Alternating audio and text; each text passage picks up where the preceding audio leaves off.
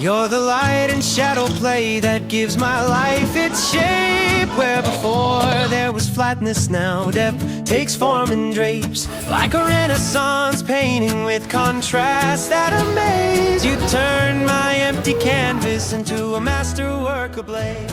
Outfit check. Good morning, guys. This is our day 3. Is it our day 3 in Boracay?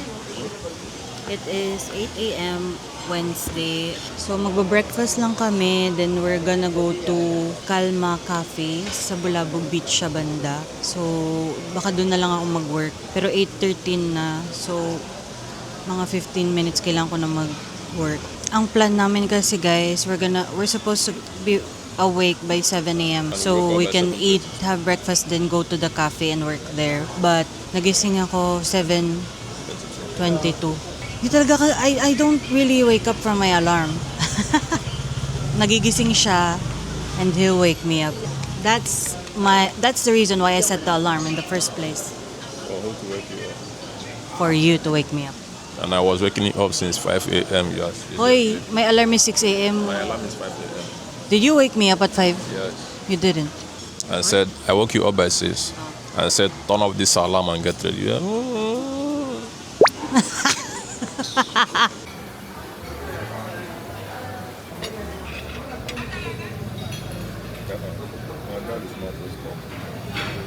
I requested for mine.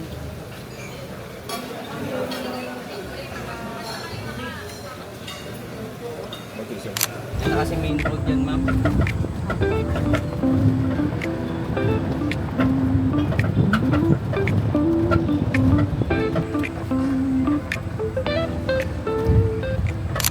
So guys, on the way kami ngayon sa Calma Cafe.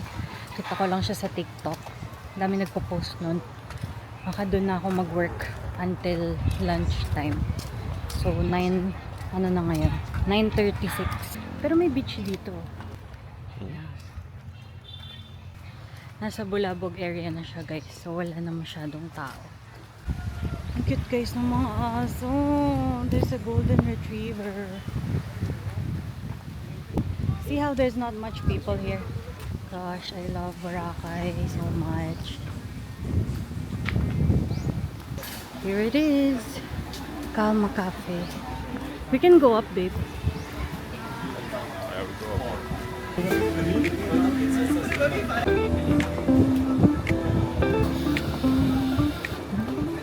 Hi guys, so I ordered Spanish latte. Let's try if it's good. Ito na yung safe order, Spanish latte. Parang you can't go wrong. Actually guys, masarap dito, mahangin, hindi mainit. Oh. Guys, kalasa niyo yung coffee namin sa office. It tastes like the coffee I have from my office. You like it? So guys, maganda dito, tahimik, and perfect shop pag mag-work kasi may outlet dito sa tabi ko. Tapos, may wifi din sila.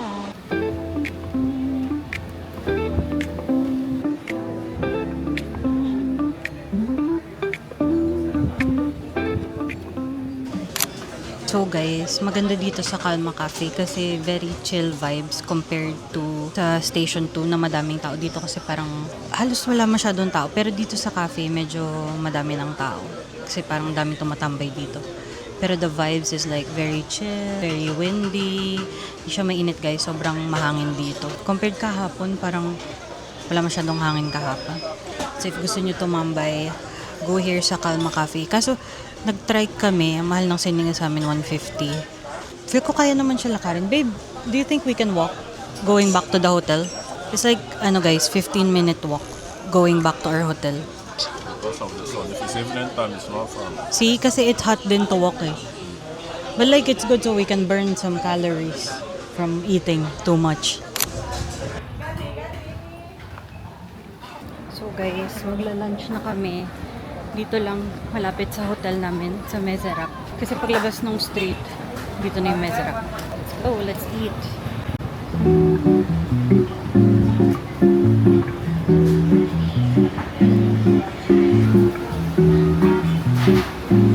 Nandito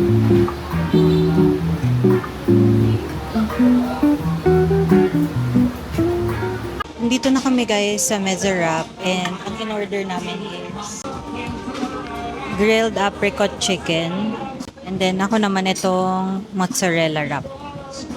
Here's our food guys. And ito yung chicken. Looks good. And the TikTok live. Thank you po.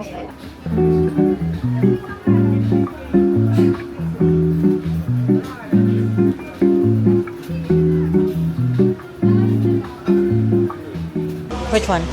The corn? Like it's cooked yesterday?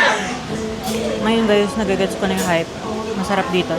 Sobrang malasa yung karne, malambot yung bread.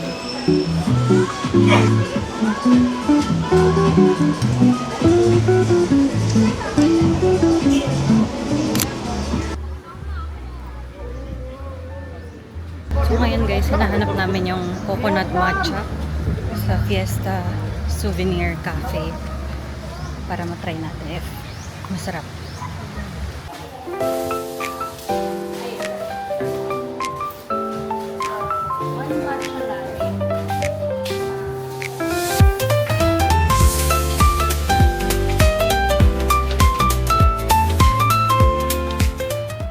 Okay, we're gonna try it now guys. This is the matcha na coconut. Hindi pa ako nakatry talaga ng matcha na sa coconut. So let's try it. We're gonna like it. Hindi ko na palagay guys sa clear cup. Kasi sabi ko take. Oh, the matcha is so creamy. Sobrang creamy guys. Let's mix it.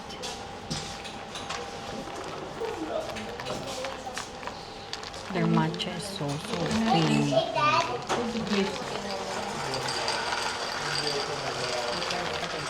It tastes like coconut, which is weird.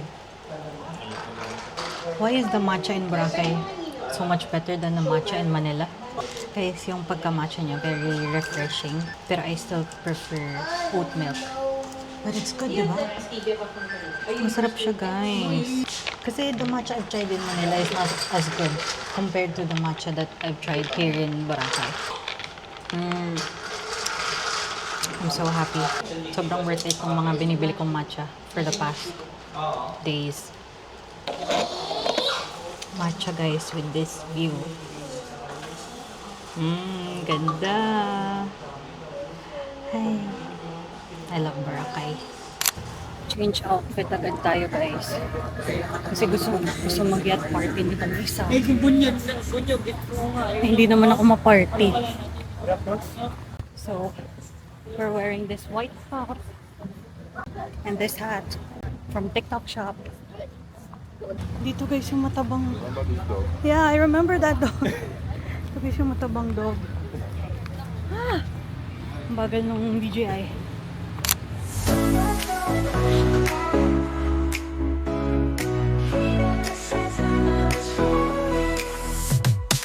Okay, great. Under the golden light, moon moving slow, feeling so right there. Footsteps, rhythm in the air.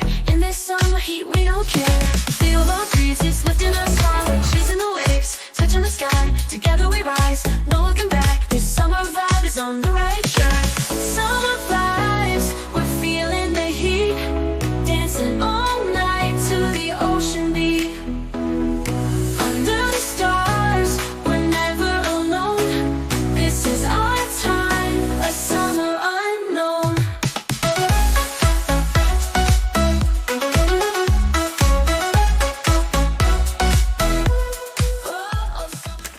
Good morning guys. It's our last full day here in Boracay. And magbe-breakfast na kami. Maaga na kami gumising para, last day naman na. So, might as well gumising ng maaga. It's 7:24 a.m. Daantay lang kami ng breakfast. Ayaw ko lang dito guys sa hotel.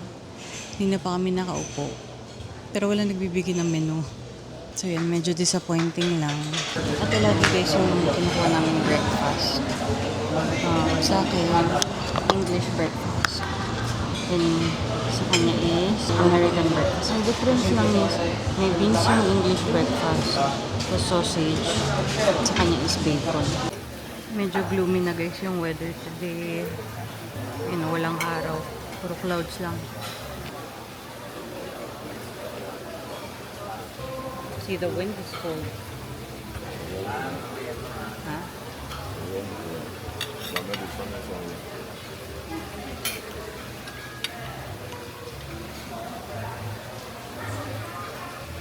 Let's buy matcha guys. Parang gusto ko i-try yung Biscoff. Kasi na-try ko yung honey oat. Parang gusto ko yung Biscoff. They're closed pa eh. Babe. Let's go inside. Open na pa.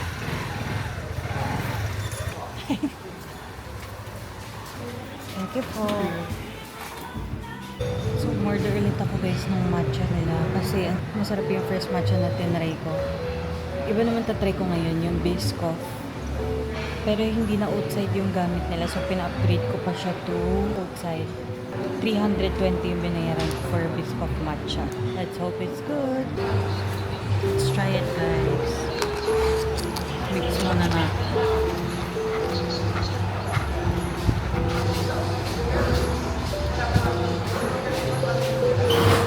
It's good. It's guys, ang sarap talaga ng matcha nila dito. I have more reason to go back because of the matcha. Try it.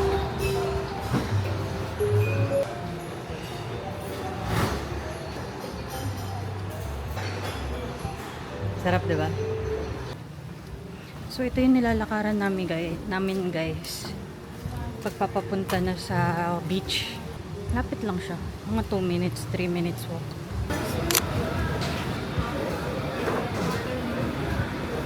You want the fried or grilled? Well. Dito kami magla-lunch guys sa Spice Bird. Dito rin kami kumakain nun nung mga past year. Pumunta kami. Lagi kami kumakain dito pag nagbaborakan. And so far guys, gloomy yung weather compared kahapon. Pero so far di pa naman umuulan gaano. Di pa umuulan actually. Sana hindi na umuulan. Here's our food guys. And may mga kasamang sauce. Ayan. Let's eat!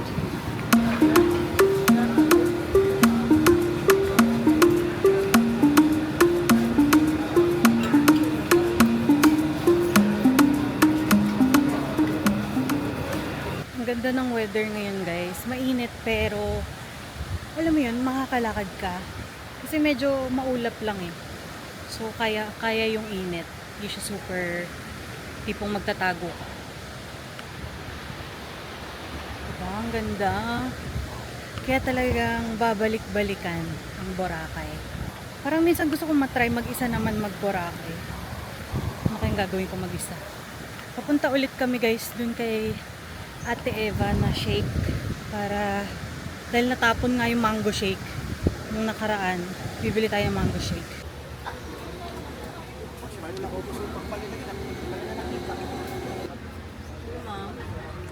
Hello po. Isa po ate nung mango shake ulit. Ay, hello kuya. We got the shake guys.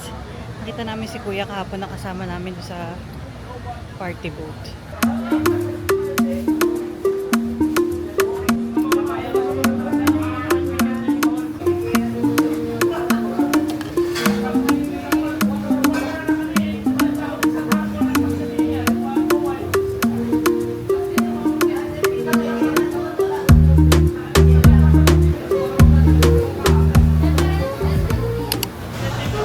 Dito ulit kami guys, banda sa Station 1, katabi ng cafe na pinuntahan namin kahapon. So, dito lang siguro kami tatambay hanggang mag-sunset. So, sabi kanina ng kuya sa amin, baka wala daw sunset today. Pero parang maulap pero may araw pa din. So, sana may sunset pa rin mamaya. So, umorder lang kami guys ng fries.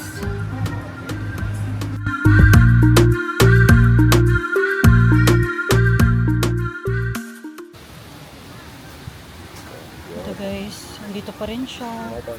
Naghahanap ng may hinga ng pagkain.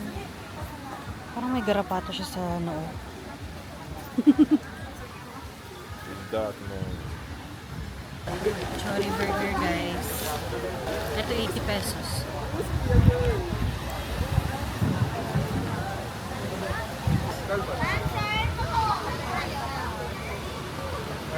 Ano? Outfit check, guys. Magdi-dinner na kami. Last dinner in Boracay. And this is the outfit. Nasuot ko na to kasi last June ko pa ata to binili nung mag-Boracay kami ng June, pero di ko siya nasuot. So, susuotin ko na siya ngayon para hindi naman sayang yung bili ko dito. Okay, that's it, guys. Let's have dinner. Gusto kong mag-seafood, guys. So, baka dito kami mag-dinner sa CNC. So, guys, dito kami mag-dinner sa CNC kasi nakikita ko lang to kay Boracay Daily. So, tatry natin. Nag-order lang ako nung tiger. Ay, hindi. Nga. Prawns na, half kilo prawns baked with cheese and butter. Half kilo, ma'am. 9 pieces, ma'am. Videoan ko lang. Ayan siya, guys. Yung tiger. Ang dami. Okay na. Prawns baked with cheese, ma'am. Thank you. So yun siya, guys. Kinilo na nila na half kilo. Ang luto niya is baked with cheese and butter. So 1,250 yun. Sana masarap. Ito na yung order namin, guys. Ito parang spicy diced chicken. And then the prawns. Ayan na siya. Let's eat.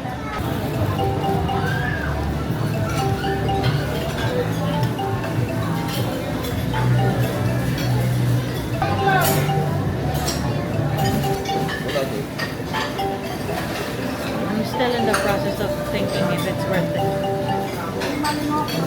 Okay, guys, let's do a review of yung pinaluto kong prawns. Parang expectation ko kasi sa prawns na ipapaluto is yung, alam mo yung mantika na butter. Akala ko ganun yung gagawin nila. Pero itong kinalabasan is more on cheesy. Pero actually baked na pala kasi siya. Parang mali ako ng pag nasabing paluto, guys. Parang gusto ko is garlic butter.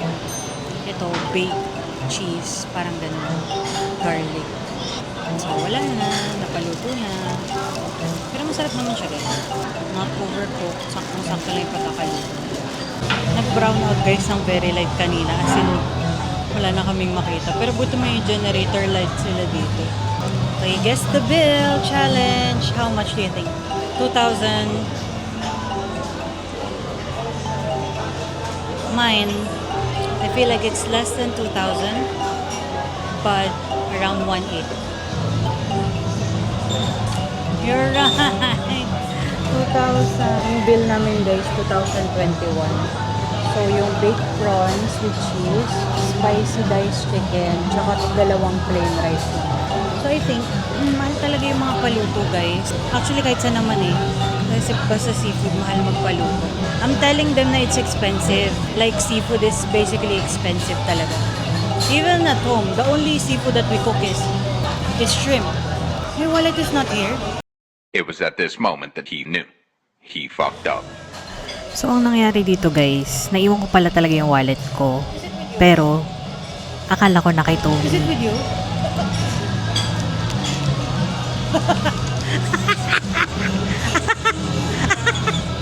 Gumaganti siya sa akin, guys. So, context lang dito, guys, ba't ako tumatawa? Kasi akala ko, tinago niya yung wallet ko. Kasi kanina, tinago ko naman yung tsinelas niya. Akala naman niya, nagjo-joke lang ako na nawawala yung wallet ko. So, nagkanda gulo-gulo na. Gumaganti yung isa. Shock, tawad mo.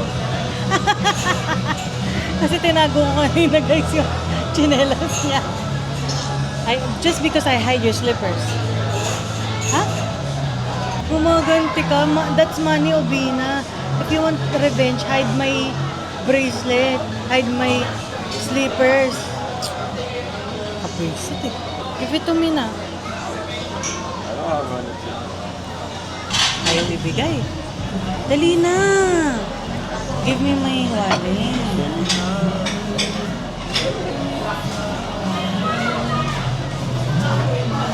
Babe na. I don't have a wallet, no. Tinatago. Give Give it to me.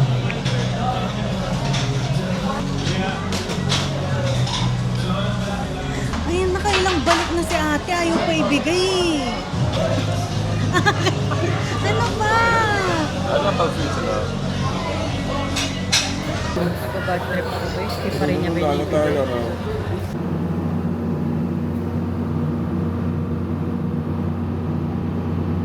The problem with you kasi you cannot, if you're joking or not. I thought you were just joking eh. I told you my wallet is lost, you didn't even react. Dito guys yung wallet. Ay, dito siya. Lumabas ako ng walang dalang wallet at kita nyo naman ang kalat kasi. Naiinis lang ako dito kasi, you're annoying. You know why? Kasi I told you, babe, where's my wallet? You didn't even react na, I don't have it with me.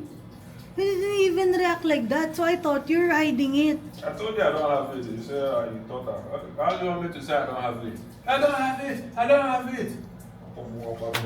Kasi babe, when in Filipino for us, we know if our friend is joking or not. I will know. I cannot even tell if you're joking or not.